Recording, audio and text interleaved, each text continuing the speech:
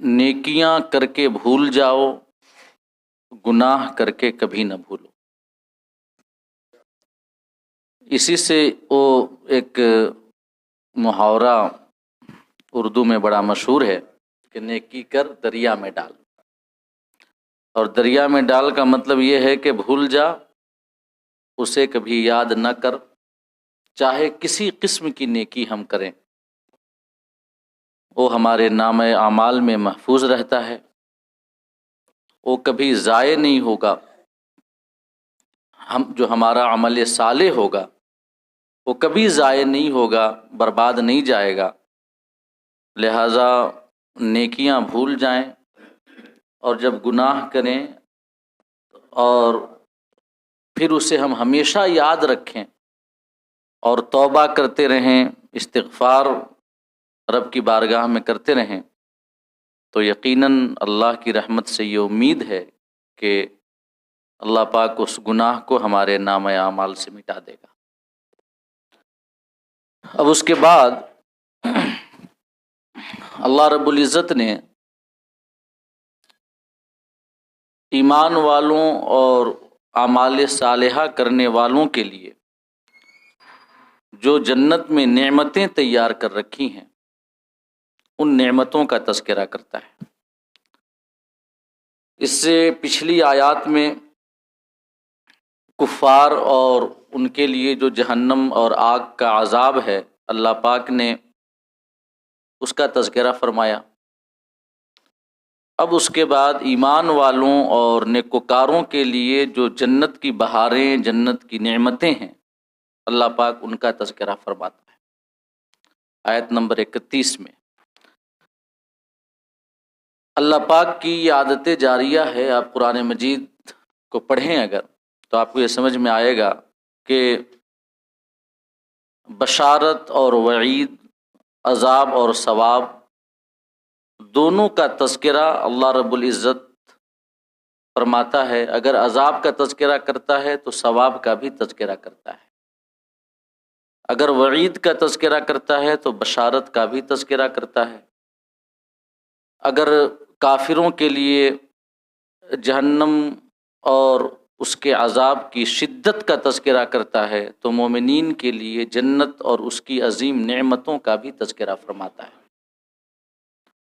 اور یہ بندوں کی ترغیب کے لیے اور ترہیب کے لیے انتہائی ضروری ہے۔ ترغیب یعنی رغبت دلانا، ترہیب یعنی ڈرانا، اور اس سے دعات اور مبلغین کے لیے، علماء اور واعظین کے لیے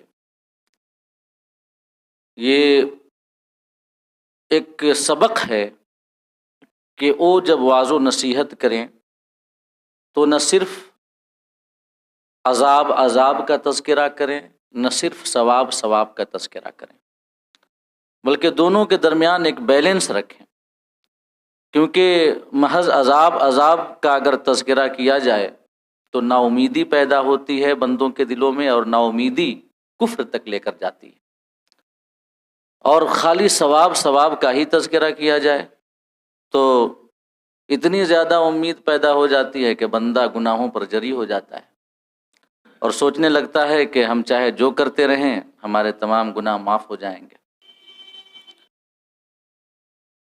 لہٰذا ایک بیلنس ہونا دونوں کے تذکرے میں بہت ضروری ہے، اور یہ نصیحت ظاہر ہے مبلغین کے لیے ہے، داعین کے لیے ہے اور واعظین کے لیے ہے۔ رہ گئے مقررین اور پیشہ ور خطبہ، تو وہ تو ہر قسم کی سرحدوں سے پرے ہیں، ان کے بیان میں کب کیا آ جائے اس کا کوئی ٹھکانہ نہیں رہتا ہے۔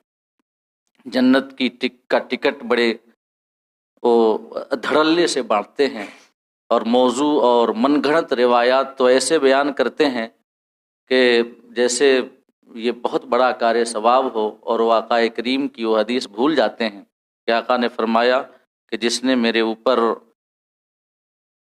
جھوٹ باندھا تو اپنا ٹھکانہ وہ جہنم میں بنا لے، اور اگر کوئی صحیح نیت کے ساتھ بھی جھوٹا واقعہ اگر بیان کرتا ہے جیسے ترغیب کے لیے، تو کچھ علماء نے اجازت تو دی ہے، لیکن تحقیق یہی ہے کہ جھوٹ حرام ہے، لہٰذا سوائے ان مقامات کے جن کی اجازت احادیث میں موجود ہے، کہیں اور جھوٹ بولنے کی اجازت نہیں ہوگی۔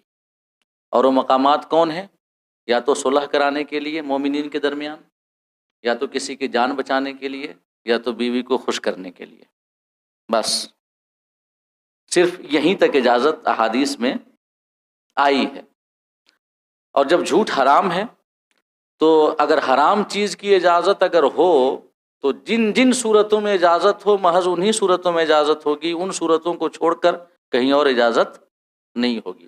جان بچانے کے لیے جھوٹ بول سکتے ہیں، صلح کرانے کے لیے جھوٹ بول سکتے ہیں، بیوی کو خوش کرنے کے لیے جھوٹ بول سکتے ہیں، سمجھ رہے ہیں؟ یہ بہت بڑی بات ہے بیوی کو خوش کرنا۔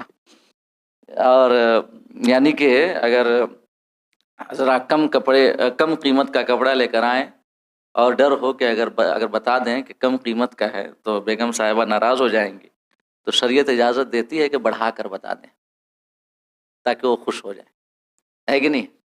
اب پرکھ ہے یا نہیں ہے یہ ایک الگ مسئلہ ہے۔ تو یہ ترغیب و ترہیب کے لیے، یعنی کہ لوگوں کی نصیحت کے لیے بھی جھوٹا واقعہ بیان کرنے کی اجازت نہیں دی جا سکتی۔ اور رہ گیا خالی ثواب کا تذکرہ، تو امام غزالی جن کا زمانہ آج سے تقریباً 900 سال پہلے کا زمانہ ہے، وہ اپنے زمانے کے بارے میں فرماتے ہیں کہ آج یہ چاہیے کہ مقررین ثواب کا کم تذکرہ کریں، عذاب کا زیادہ تذکرہ کریں، تاکہ لوگ بالکل جری نہ ہو جائیں۔ تو جب 900 سال پہلے کا حال یہ تھا تو آج کا حال تو اس سے بھی برا ہے۔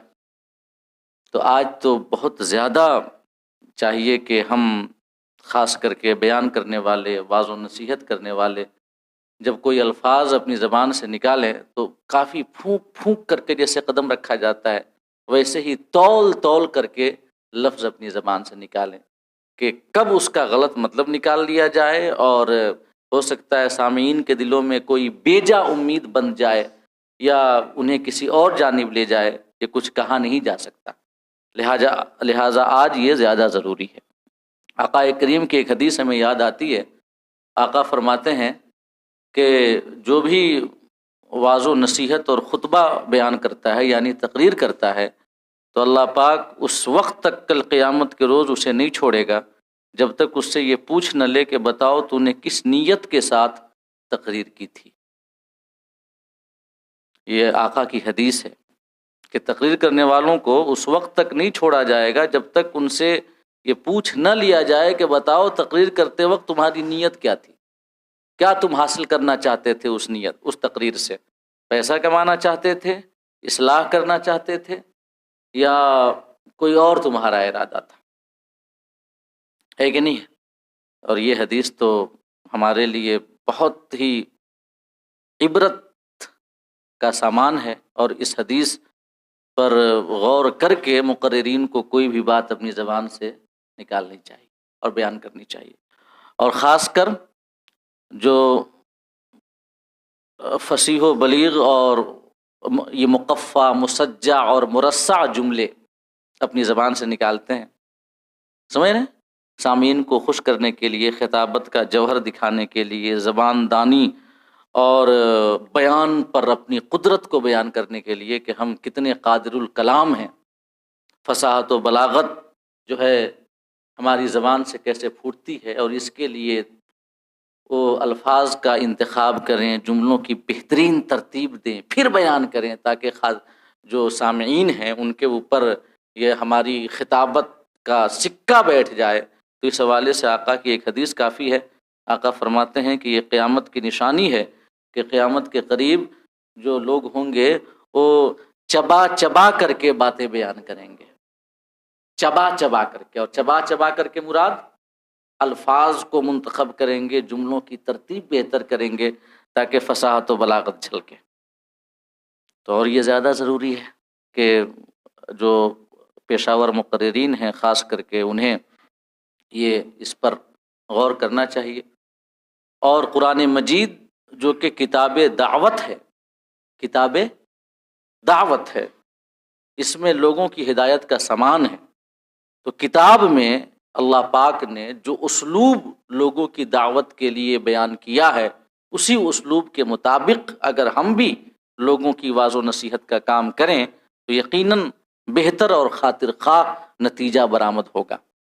اور انہی اسالیب میں سے ایک اسلوب یہ ہے کہ اللہ پاک جب عذاب کا تذکرہ کرتا ہے تو ثواب کا بھی تذکرہ کرتا ہے، جب ثواب کا تذکرہ کرتا ہے تو عذاب کا بھی تذکرہ کرتا ہے، تاکہ خوف اور امید میں ایک بیلنس بنا رہے، ہے کہ نہیں؟ امید بھی ضروری ہے، خوف بھی ضروری ہے۔ تو پچھلی آیات میں اللہ پاک نے کفار کے لیے عذاب کا تذکرہ کیا، اب مومنین کے لیے ثواب کا تذکرہ کیا جا رہا ہے۔ اولاً تو بیان ہوا کہ ہم کسی کا اجر ضائع نہیں کریں گے، اب اجر کیا ہوگا اللہ پاک اس کا بیان کرتا ہے تو فرماتا ہے اولئک لہم جنات عدن تجری من تحتہم الانہار، ان کے لیے یعنی ایمان والوں کے لیے اور نیک عمل کرنے والوں کے لیے، دونوں کا بیان ہے، ایمان اور عمل صالح کا بھی، ٹھیک ہے؟ ایمان والوں کے لیے اور اعمال صالحہ کرنے والوں کے لیے جنات عدن، عدن کے باغات ہیں، عدن کے باغات، جنت عدن۔ عدن کی دو تفسیریں علماء نے بیان کی ہیں۔ ایک تفسیر تو یہ بیان کی گئی ہے کہ جنت میں ایک درجہ ہے جسے جنت عدن کہا جاتا ہے، جو کہ جنت کے درجوں میں انتہائی بہترین اور عرفہ و اعلیٰ درجہ ہے، جنت کے مقامات میں سے بہترین ایک مقام ہے، اسے جنت عدن کہا جاتا ہے۔ ایک تفسیر یہ علماء نے بیان کی، اور دوسری تفسیر علماء نے یہ بیان کی ہے کہ عدن کا معنی ہوتا ہے رکنا، ٹھہرنا، اقامت گزین ہونا، اقامت کرنا، سکونت کرنا۔ تو اللہ پاک نے جو فرمایا کہ جنات عدن، کہ ان کے لیے عدن کے باغات ہیں، یعنی ٹھہرنے کے باغات ہیں، ایمان والوں کے لیے، اعمال صالحہ کرنے والوں کے لیے کل قیامت کے روز ٹھہرنے کے لیے جو جگہ دی جائے گی وہ جگہ باغات کی شکل میں ہوگی، ٹھہرنے کے لیے باغات ان کے لیے تیار کیے گئے ہیں۔ اور وہ باغ کیسے ہیں؟ اللہ فرماتا ہے تجری من تحتہم الانہار، کہ جن کے نیچے نہریں جاری ہیں۔ باغ جہاں پہ پیڑ پودے ہیں، ہریالی ہے، اور بیچ میں نہریں جاری ہیں۔ کسی کی بھی باغ کی خوبصورتی کا منتہائے کمال یہ ہے کہ جہاں اس میں قسم قسم کے پھل پھول کے درخت ہوں اور سبزہ زار ہو اور ہرے بھرے پودے ہوں، وہیں پر اگر نہر بھی جاری ہو تو یہ اس کی خوبصورتی میں چار چاند لگاتا ہے۔ آپ قرآن میں دیکھیں جہاں پر بھی جنت کا بیان ہوا ہے تو ساتھ ہی ساتھ نہر کا بیان بھی ضرور ہوا ہے کہ نہریں جاری ہیں۔ یہ جنت کی خوبصورتی کو وہ نہریں اور چار چاند لگاتی ہیں۔ اور ان نہروں کی جو جنت میں بہتی ہیں، ایک خصوصیت یہ بھی ہے کہ زمین پر جو نہریں ہوتی ہیں وہ زمین کی تہ کے نیچے گڈھے کی شکل میں وہ نہریں ہوتی ہیں، گڈھا ہوتا ہے، اس میں پانی بہتا ہے۔ لیکن جو جنت کی نہریں ہوں گی وہ ویسی نہیں ہوں گی، مطلب وہاں کی زمین پر کوئی گڈھا نہیں ہوگا اور اس گڈھے میں پانی نہیں بہہ رہا ہوگا کہ جسے نہر کہا جا رہا ہے، بلکہ وہ پانی ایک متعین سیما کے اندر اسی سطح زمین پہ بہہ رہا ہوگا، گڈھا نہیں ہوگا۔ وہاں کی زمین جو ہوگی بالکل سمتل ہوگی، سمجھ رہے ہیں؟ یہ نشیب و فراز نہیں، کہیں اونچ کہیں نیچ نہیں، بلکہ بالکل مسطح زمین، سمجھ رہے ہیں؟ اور جو نہریں رواں ہوں گی اسی زمین پر، مسطح زمین پر رواں ہوں گی، اور لیکن جو ان کی سیما ہوگی وہ سیما سے یک سر منہ ادھر ادھر کجروی اختیار نہیں کریں گے، کہ جیسے کہ آج کل جیسے ندیاں جب بہتی ہیں تو آپ دیکھیں ان میں گڈھا عام طور سے اگر نہیں ہے تو کچھ پانی ادھر بہہ رہا ہے کچھ ادھر بہہ رہا ہے، وہاں ایسا نہیں ہوگا، بلکہ نہر کا پانی بالکل ایک سیدھ میں بہتا چلا جائے گا بغیر کسی گڈھا کے۔ تو ان نہروں کا حال یہ ہوگا، اور اس کے بعد وہاں پہ کئی نہریں ہوں گی، پانی کی بھی نہریں ہوں گی، دودھ کی بھی نہریں ہوں گی، شہد کی بھی نہریں ہوں گی، اور ہر جنتی کے مطلب نہر جو ہے، پانی کا نہر، جو پانی کی نہر ہے، دودھ کی نہر ہے، شہد کی نہر ہے، ہر جنتی کے محل میں جائے گی۔ جہاں پر بھی جنتی کا محل ہوگا، ہر محل میں وہ نہریں پہنچیں گی۔ اور اس کے بعد یہ تو اس جنت کی پہلی صفت بیان کی گئی کہ تجری من تحتہم الانہار، نیچے نہریں جاری ہوں گی۔ اس کے بعد فرمایا یحلون فیہا من اساور من ذہب، کہ ان جنتیوں کو جنت میں سونے کے کنگن پہنائے جائیں گے، سونے کے کنگن پہنائے جائیں گے۔ اور حضرت سعید بن جبیر رحمہ اللہ تعالی ایک مشہور تابعی ہیں، وہ فرماتے ہیں کہ ہر جنتی کو جو کنگن پہنایا جائے گا وہ کنگن 3 طرح کا ہوگا، سونے کا بھی کنگن، چاندی کے بھی کنگن پہنائے جائیں گے، اور موتی کے بھی کنگن پہنائے جائیں گے۔ 3 قسم کے کنگن ہر جنتی کو پہنائے جائیں گے، سونا، چاندی اور موتی۔ اور موتی میں ہر قسم کے ہیرے جواہرات آپ لے لیں۔ اور یہ قرآن میں بھی موجود ہے۔ حضرت سعید بن جبیر کا جو یہ قول ہے، تو اس قول کے حوالے سے قرآن مجید کی آیتیں ہیں۔ سورہ حج میں ہے کہ یحلون فیہا من اساور من ذہب ولؤلؤا، تو اس میں سونا اور موتی دونوں کا تذکرہ ہے کہ جنتیوں کو جنت میں سونا اور موتی کے کنگن پہنائے جائیں گے۔ اور سورہ انسان میں جو آیت، جو کہ سورت نمبر 76 ہے قرآن مجید کی، اس کی آیت نمبر 21 میں بیان ہوا ہے کہ وَحُلُّوا أَسَاوِرَ مِن فِضَّةٍ، کہ جنتیوں کو چاندی کے کنگن پہنائے جائیں گے۔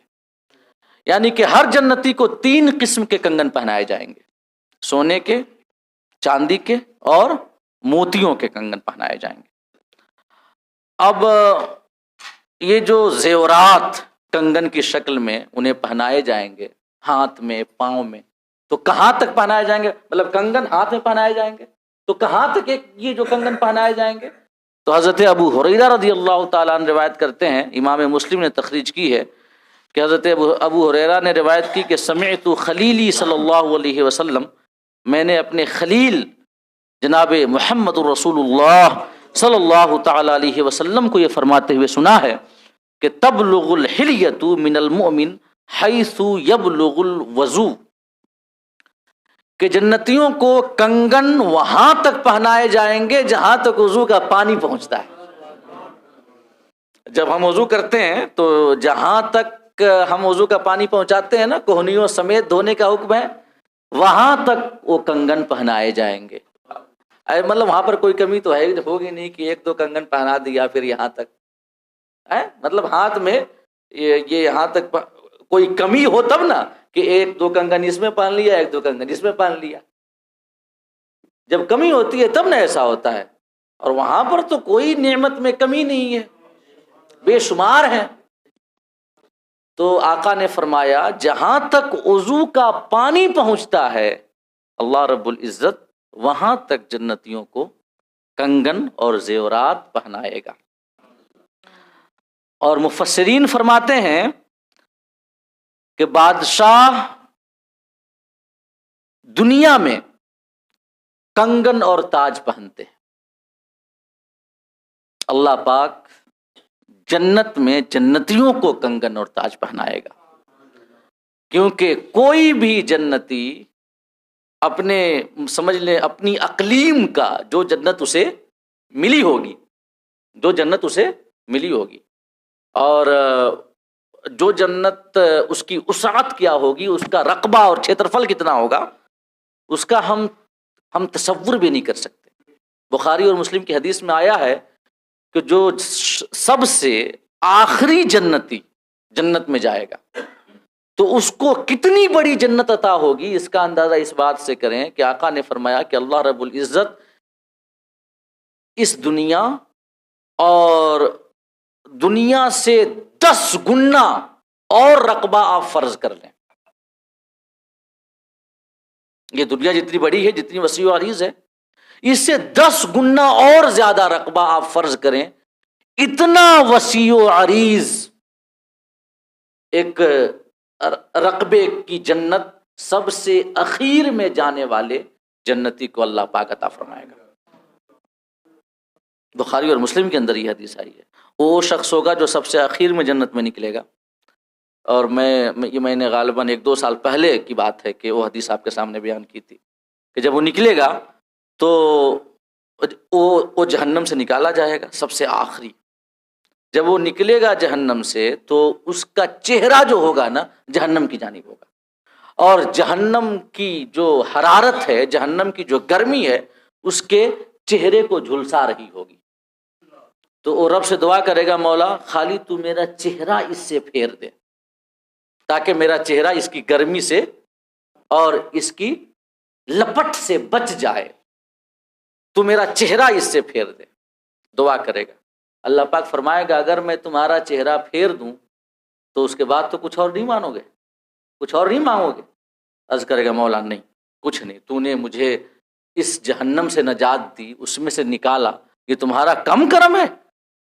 تو خالی بس چہرہ پھیر دے، اس کے بعد کچھ سوال نہیں کروں گا تم سے. اللہ پاک اس کا چہرہ پھیر دے گا. اب جب اس کا چہرہ جہنم سے پھرے گا تو اللہ رب العزت اس کے سامنے ایک درخت پیدا کرے گا جو بڑا سایہ دار اور بڑا گھنا وہ درخت ہوگا. وہ جب وہ اس درخت کو دیکھے گا تو اس کے دل میں یہ لالچ پیدا ہوگی، کاش میں اس درخت تک پہنچ جاتا. تو پھر وہ عرض کرے گا مولا مجھ کو اس درخت تک پہنچا دے. تو اللہ پاک فرمائے گا کہ ابھی تو نے کہا تھا نا کہ خالی میرا چہرہ پھر جائے، اس کے بعد میں کچھ اور سوال نہیں کروں گا. اب تم نے ایک درخت نہیں دیکھا، وہاں تک پہنچنے کی دعا کرنے لگ گئے.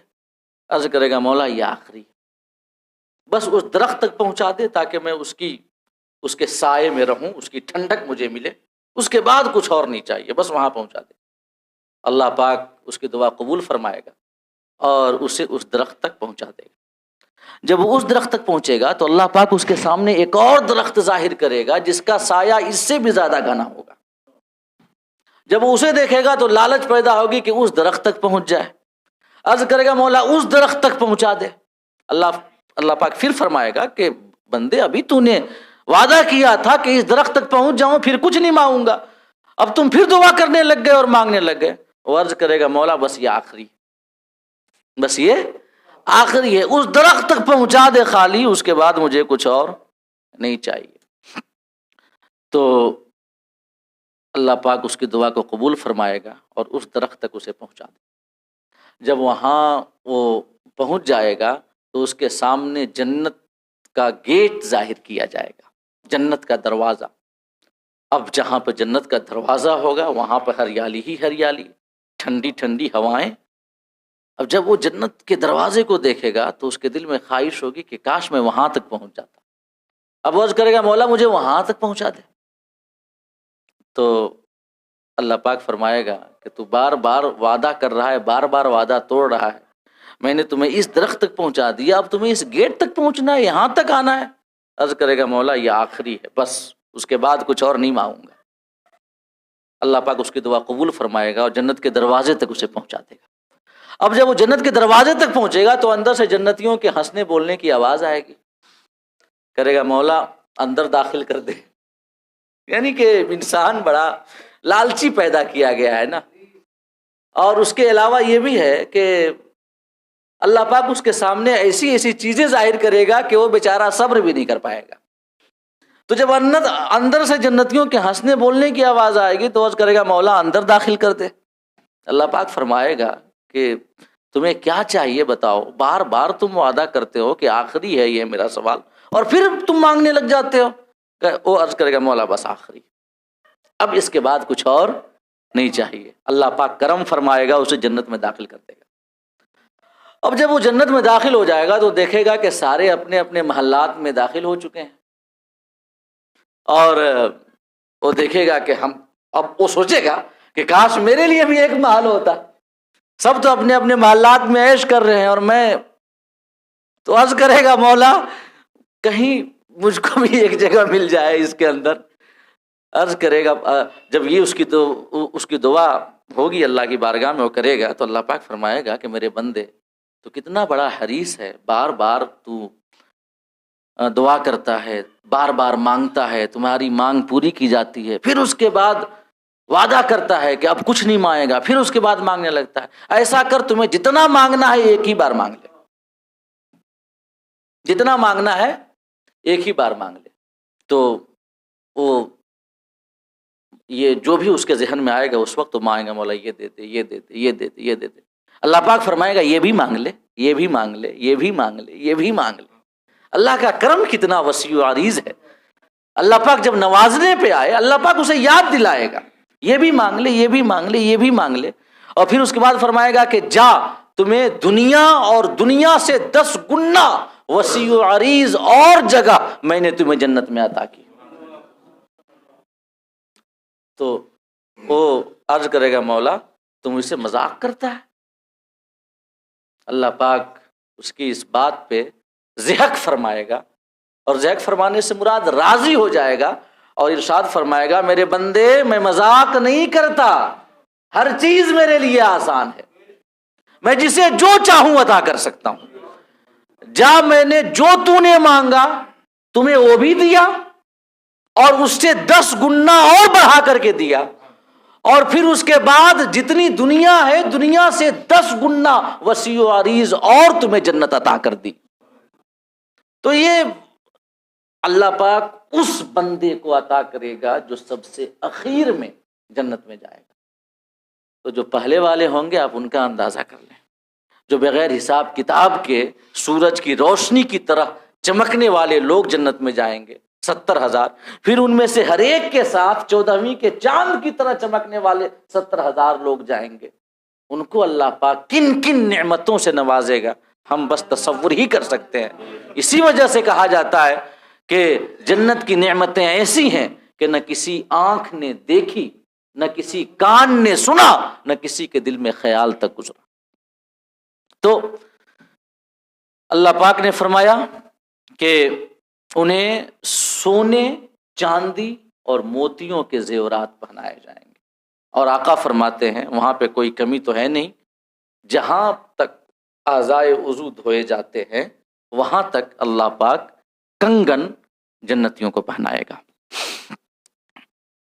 اور چونکہ جنتی وہاں جو ان کو سلطنت عطا ہوگی، جو ان کی جنت عطا ہوگی، وہاں کے بادشاہ ہوں گے، وہاں کے بادشاہ ہوں گے، وہ جو چاہیں گے وہ ہو جائے گا. قرآن میں آیا نا کہ تمہارے لیے تمہاری خواہش کے مطابق ہر چیز وہاں مہیا ہوگی، تم جو مانگو گے تمہیں دیا جائے گا.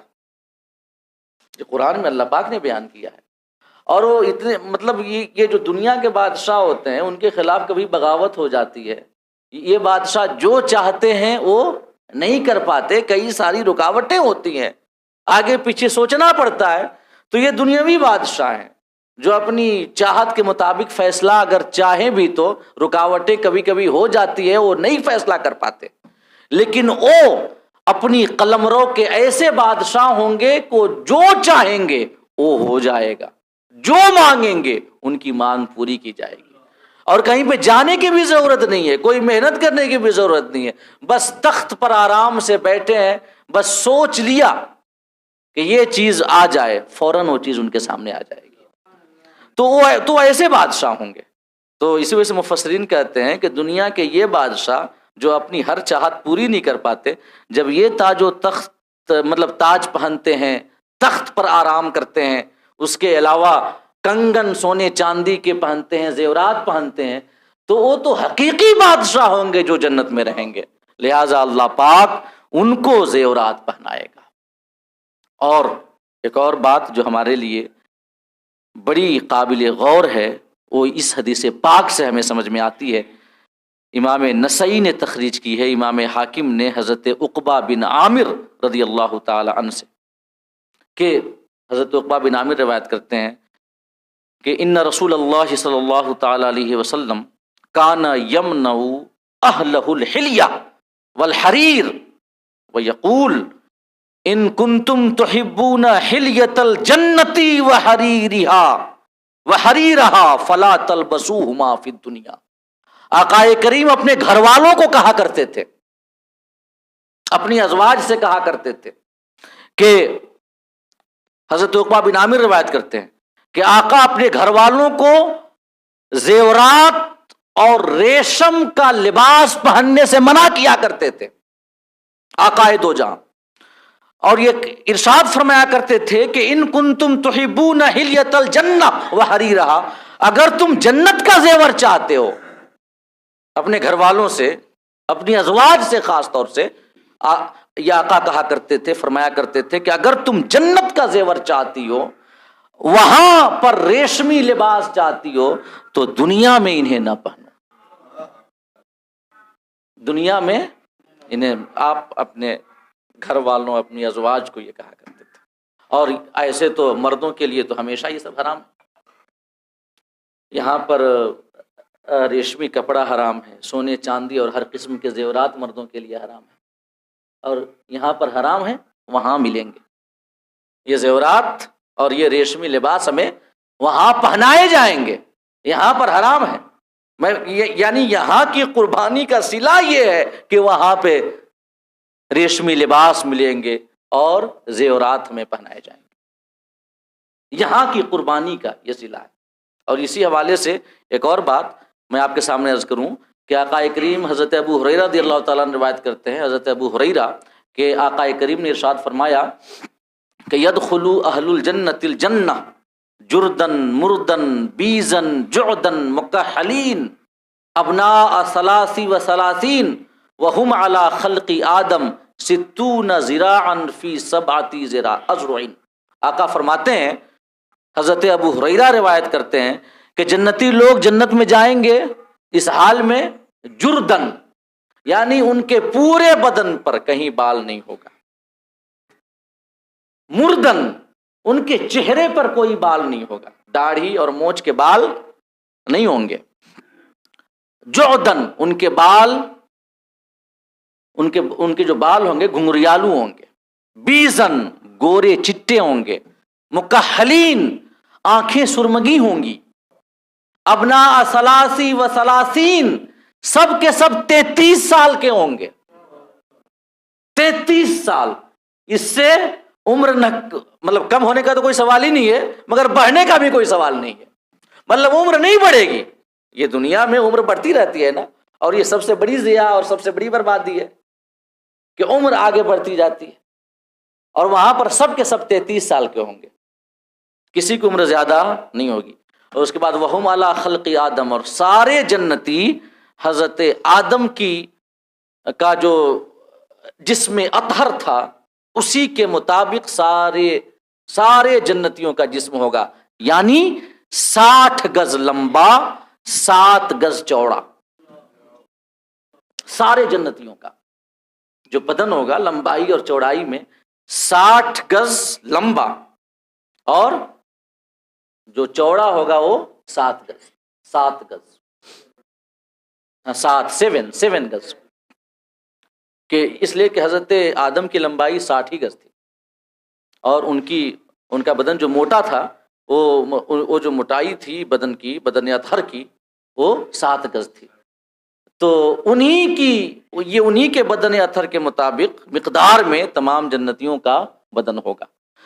اب یہاں پر ایک چیز پر غور کریں کہ پورے بدن میں جنتیوں کے کہیں بال نہیں ہوگا، ان کے چہرے پر بھی بال نہیں ہوگا، یعنی کہ داڑھی نہیں ہوگی، وہاں پر داڑھی نہیں ہوگی، چہرہ بالکل کلین شیوڈ ہوگا، بالکل صاف شفاف، یعنی کہ وہاں پر داڑھی اور مونچھ کے بالوں سے صاف و شفاف چہرہ یہ جنتیوں کا ہوگا، یعنی یہ چہرہ ہمیں جنت میں ملے گا کہ داڑھی اور بال اور مونچھ کے بال نہیں ہوں گے، اور وہاں پر یہ چہرہ چاہتے ہیں تو اس کے لیے ضروری ہے کہ یہاں پر اپنے چہرے کو داڑھی سے سجائیں، یہاں پر قربانی دیں۔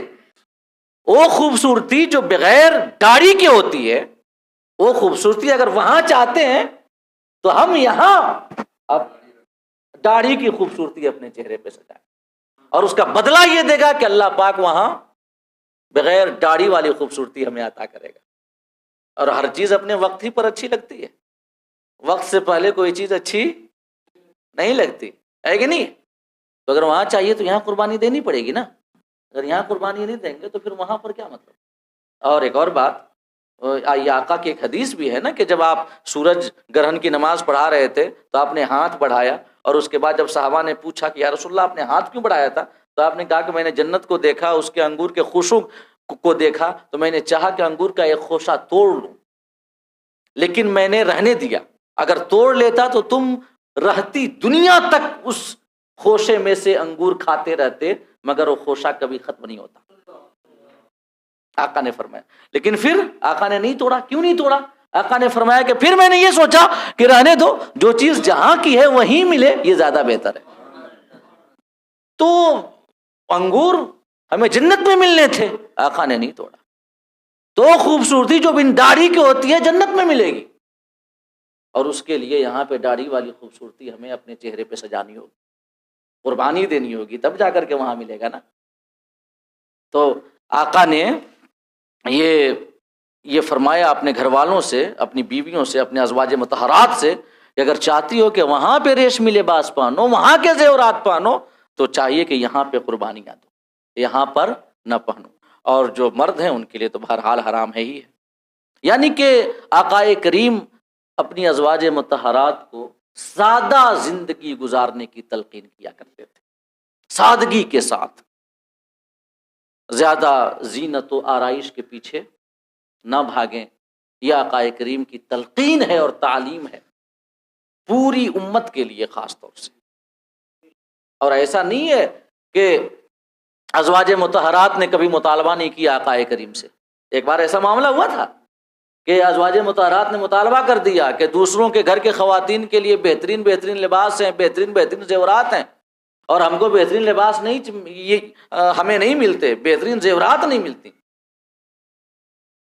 تو جب یہ مطالبہ کر دیا، آقا کریم صلی اللہ علیہ وسلم خاموش رہے، اور یہ مطالبے میں کچھ ایسی باتیں ہوئیں اس واقعے کے دوران جب مطالبہ تھا کہ آقا کریم کو ناگوار گزرا اور آقا کریم خاموش رہے۔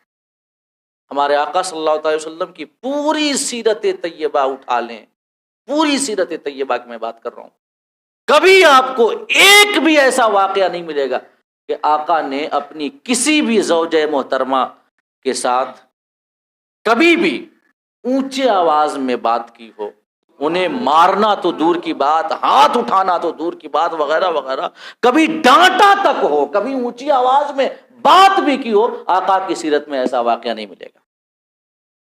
اگر آقا کریم صلی اللہ علیہ وسلم کو کوئی بات پسند نہ آتی تو آقا خاموش ہو جاتے تھے، اور پھر جواب تو رب دیتا تھا نا، جواب تو رب دیتا تھا۔ حبیب کو ناگوار گزرے اور رب کی غیرت جوش میں نہ آئے، ایسا ہو ہی نہیں سکتا۔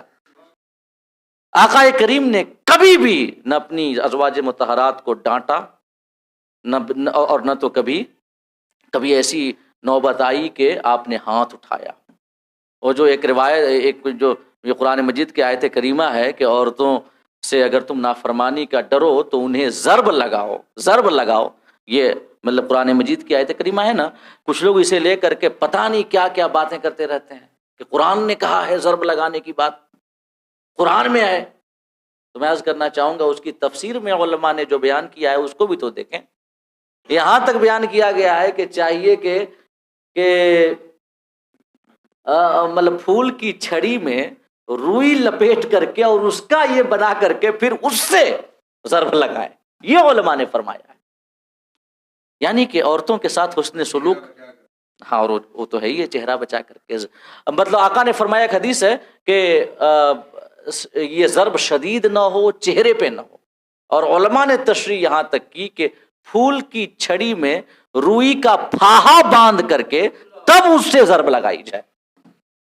یعنی کہ عورتیں اتنی نازک اور ان کی نزاکت کا اسلام میں اتنا خیال رکھا گیا ہے، یہاں تک کہ آقا کریم کا جب آخر وقت، حیات ظاہری کا آخر وقت جب آن پہنچا تو آقا کریم نے اس وقت 2 وصیتیں کی تھیں۔ کتنی وصیتیں؟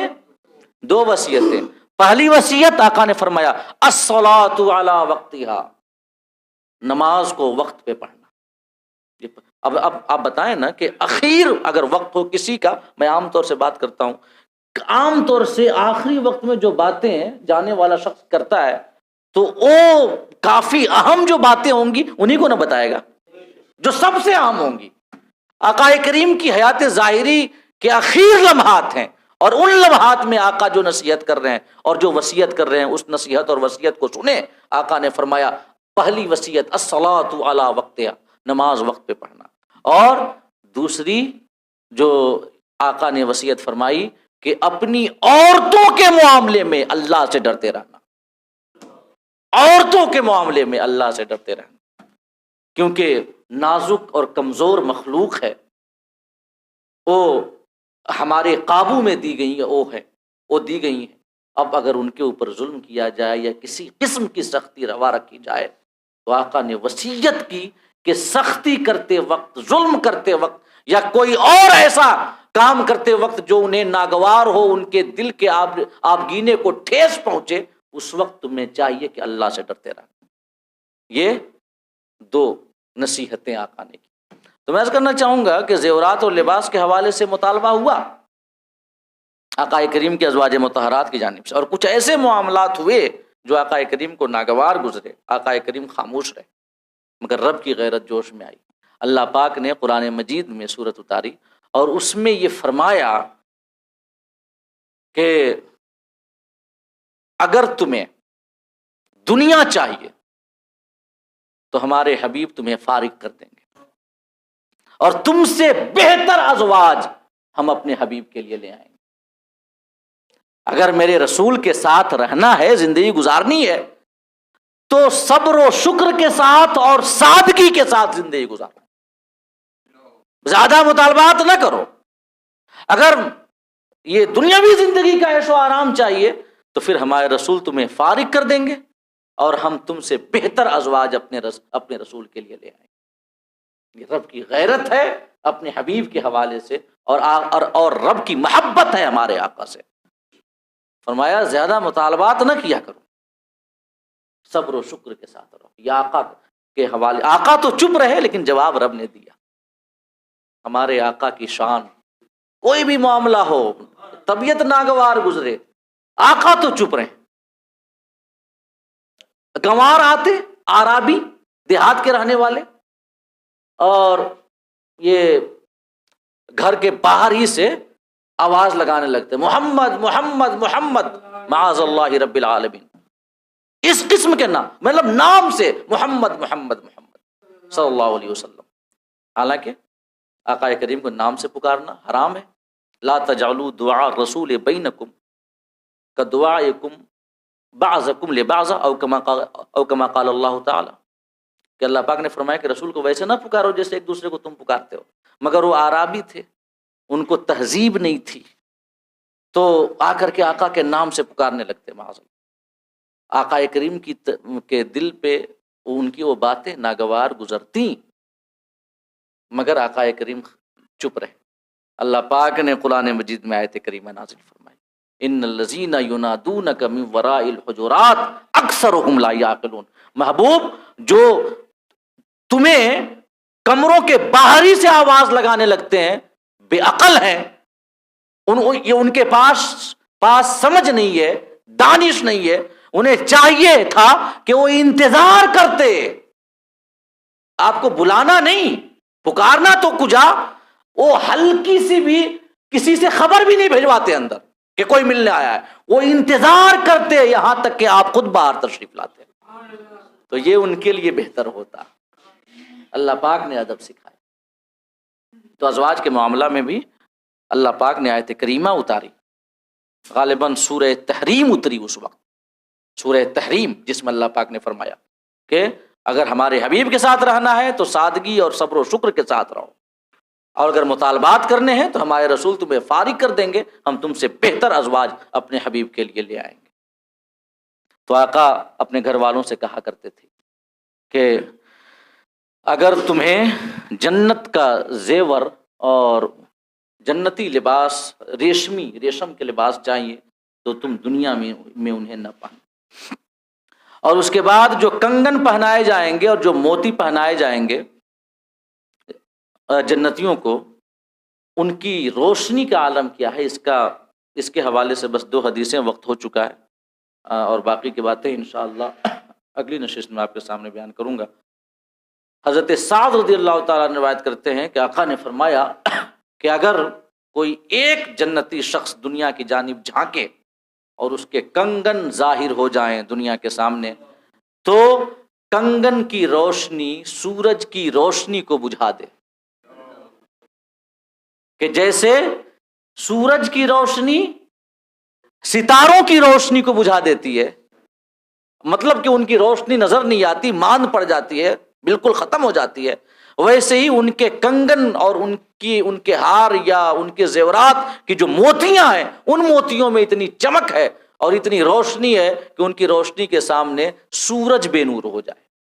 حضرت سعد رضی اللہ تعالیٰ عنہ سے مروی ہے۔ اور ایک آخری حدیث حضرت طبرانی، امام طبرانی روایت کرتے ہیں حضرت ابو ہریرہ سے کہ آقا نے فرمایا کہ جنتیوں میں سے زیور کے معاملے میں جو سب سے ادنا شخص ہوگا، مطلب زیور کے معاملے میں جس کا درجہ سب سے کم ہوگا، جنتیوں میں سب سے کم درجے کا جو جنتی ہوگا اور اس کو جو زیور پہنائے جائیں گے، اگر اس کے زیور کو تمام دنیا کے زیور سے یہ مقابلہ کیا جائے، موازنہ کیا جائے، تو آقا نے فرمایا کہ اس ادنا جنتی کے جو زیورات ہیں تمام دنیا کی زیورات سے افضل ہوں گے۔ اور یہ ادنا کا حال ہے، باقی جن کا مقام بڑا ہے ان کی زیورات کا کیا حال ہے بس آپ سمجھ لیں۔ آقا نے فرمایا کہ ادنا شخص کی زیورات جو ہوں گی وہ تمام دنیا کی زیورات سے افضل و اعلیٰ ہے۔ اور پھر اس کے بعد انشاءاللہ جو آگے کی باتیں ہیں لباس کے حوالے سے، کہ سندس، استبرق، یہ ریشم کی 2 قسمیں ہیں، ایک ملائم اور نرم ریشم، ایک موٹا ریشم۔ تو سندس نرم اور پتلے ریشم کو کہتے ہیں، استبرق موٹے ریشم کو کہتے ہیں۔ تو ان کے لباس کا یہ بیان ہوا ہے کہ سندس پہنایا جائے گا، استبرق پہنایا جائے گا، تخت پر وہ آرام کر رہے ہوں گے، اس کے علاوہ ان کی بیویاں ان کے ساتھ ہوں گی ان تختوں پر، جو ان کو تخت دیا جائے گا کہ جن کو حور کہا جاتا ہے۔ اور حوروں کے حوالے سے یہ آج کے زمانے میں خاص طور سے کافی پروپیگنڈے بھی کیے جاتے ہیں، تو انشاءاللہ اگلی نشست میں یہ ساری باتیں، اور خاص کر کے حوروں کے حوالے سے جو یہ مخالفین اور اہل کفر و شرک کے پروپیگنڈے پھیلائے جا رہے ہیں، ان کے پروپیگنڈے کے حوالے سے کچھ باتیں عرض کروں گا۔ اللہ پاک ہم سب کو کہنے اور سننے سے زیادہ عمل کرنے کی توفیق عطا فرمائے، اور ہم سب کو جنت کی بہاریں عطا فرمائے، اور جنت میں ہم سب کو ٹھکانہ عطا فرمائے۔ آمین۔ وآخر دعوانا الحمدللہ۔